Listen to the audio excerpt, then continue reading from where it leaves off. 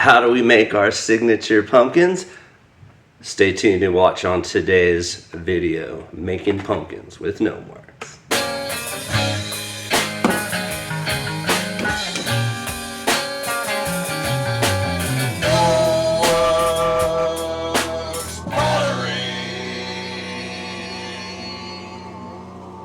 Today we're making these pumpkins with 2 pounds of clay. We also have smaller ones that I make with 1/2 pound of clay. But the first thing I do is center it, and then I open it up. This is my new opening up technique. I use my thumb, and it's easier on my fingers, and it's a little faster. And then we cone it up. This is all in real time, and then I'll show it to you in slow time. But I like to do it in real time so that if you're trying this at home, sometimes all you ever see are these sped up videos, and so you can actually see how fast you should probably be taking it. I mean, there are people that do it faster for sure, but if you try to go too fast sometimes on the wheel, you will lose it. And then I use this tool. It's called sponge on a stick, very cleverly called that because it is in fact a sponge on a stick. And I use it to push in because that opening has become too small for my big old hands to fit in. And then we collar it in and do another little pull on the top of it, and this thins it out. So it's like this combination of thinning it out and then collaring it in, which thickens it up, and so then you have to thin it out some more, but it gives you the opportunity to kind of fine-tune the shape and to get a little more size out of your pumpkin. So we do that, and we pinch it in and close in the top. And once the top is closed in, then we can really play with it, and we don't have to worry about losing it like you do when it's open, because there's a bubble of air inside. Nice little stem, and we clean up the bottom. Make the little stemmy shape out of it, and then I always like to do a little curly Q if I can get away with it. There we go. And from here on I will speed it up a little bit because the hand building stuff is better sped up, I think. You can see a little faster how it's going, and we start to lose you because it does take a little while to make one of these pumpkins. Alright, let's try that again from a different angle, and we'll make a tall one, kind of like a gourd shape with a double kind of opening we'll do on this one. So we'll make it a little taller, and then I shape it out and collar it in. Again with that tool to just really bowl it out a little bit, maybe a little too much, but we can't do anything about that now. We got to close it in. So again, collaring it in, and now we can shape it up, and we don't have to worry about it like failing, which it almost did there, but we got this. This is the shape I like to use for my Franken pumpkins. So again, got to make the little lines up the side.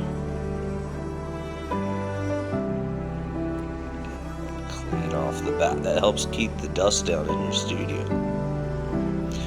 And why make 1 or 2 when you can make 7, 8, 9, whatever. This time we're making 7. And there we go. And here we are making the wings for the bat pumpkins. So my bat pumpkins are actually inspired by the bat hat. And the bat hat was one of our costumes that we wore at Halloween, and I don't know if it was just because it was back in the 80s and people didn't care, or just we had so many kids, but for us the Halloween costumes were never store-bought. You might be a ninja, but your costume was your dad's tie tied around your forehead.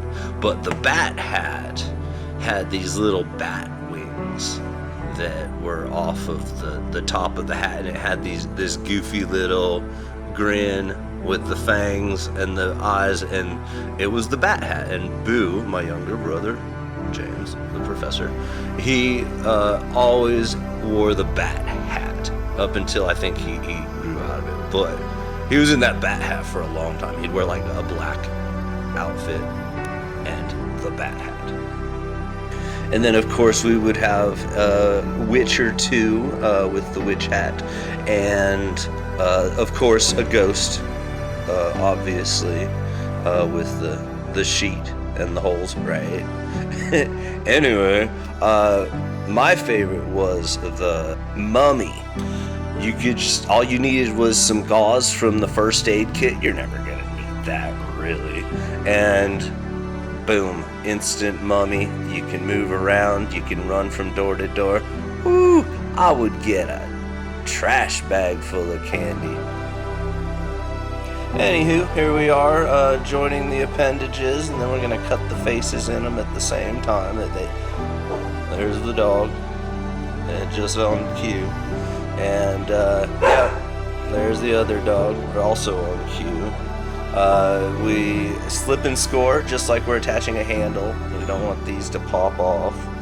And then we're gonna cut the faces in. So I use these hole cutters. I do slightly cheat using the circle hole cutters, but it speeds it up, and somebody has to have their hand on the cutter still. So it's still handle 100%.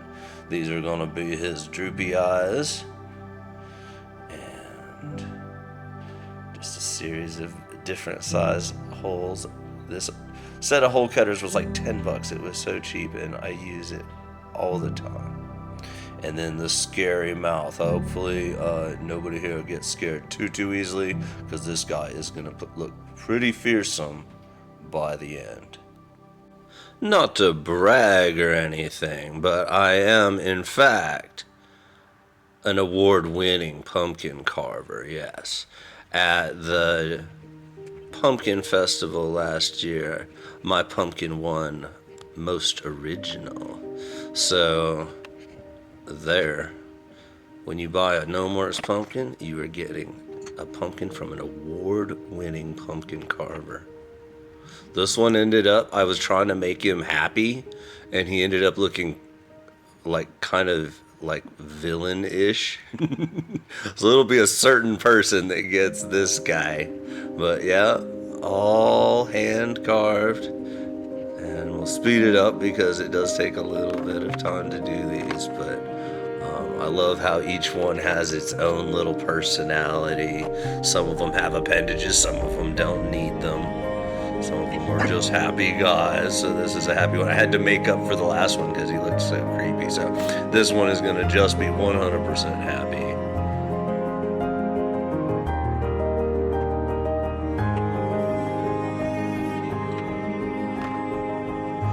And these last two are going to be bat pumpkins. So we'll attach these wings, which have had a little bit of time to set up, but they're still quite soft. So we slip and score those and attach those on.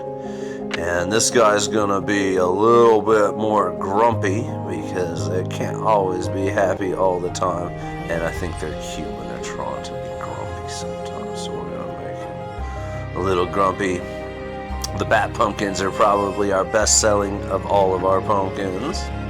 So again, with the hole cutter tool, and it almost dictates where you want to put the mouth. So we put the mouth in. And the cool thing about doing clay pumpkins is that you can actually adjust the shape of the pumpkin. So you give them a little bit of an underbite and some little underfangs. And I'll carve that last one off camera. It's very similar to this one, and pass it off to Callie. And so now that I've done my part, Callie goes ahead and cleans them up, makes sure they're nice and smooth and no sharp corners, and positions them in a kiln. So this is after they've been completely dry. They go into the kiln, and she strategically places them. These are then heated to 1900 degrees, which makes them like terracotta hard, and it will change the color. Isn't that something? And they will then come out, and they're ready for glaze. And this first one we're gonna do like old Volkswagen bus. So we do the two-tone, and this was actually Callie's idea. She made this out of a pumpkin a couple years back, and so now we're doing it with the pottery. And now she's right beside me in the studio, sharing her talents with everybody. Isn't that awesome? Usually we do about half a dozen of these per show coming up to October, but we do a lot of those little ones. You might be seeing those little ones here and there in the video because we do dozens and dozens of those. But here's the Franken pumpkin, and the creepy villain pumpkin goes in orange, right? The orange is the one glaze that I don't make myself. The rest of these I make up from scratch using chemicals and different oxides, ground up rocks and stuff. Anyway, there he is, the happy guy, and this is the grumpy one, right? So this glaze goes on that gray color, and after the firing it turns purple, believe it or not.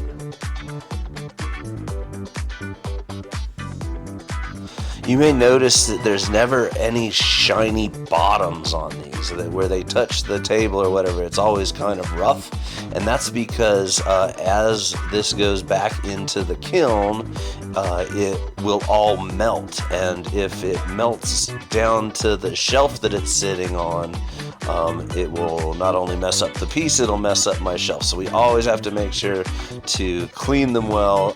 That way nothing sticks in the glaze fire. So we'll wipe these all down really nice and start loading them into the kiln for the final firing. So they go in, and this time they cannot touch. We move them around a few times, so if things look like, wait, wasn't that one? Yeah, they get shuffled around to make the most use of the space.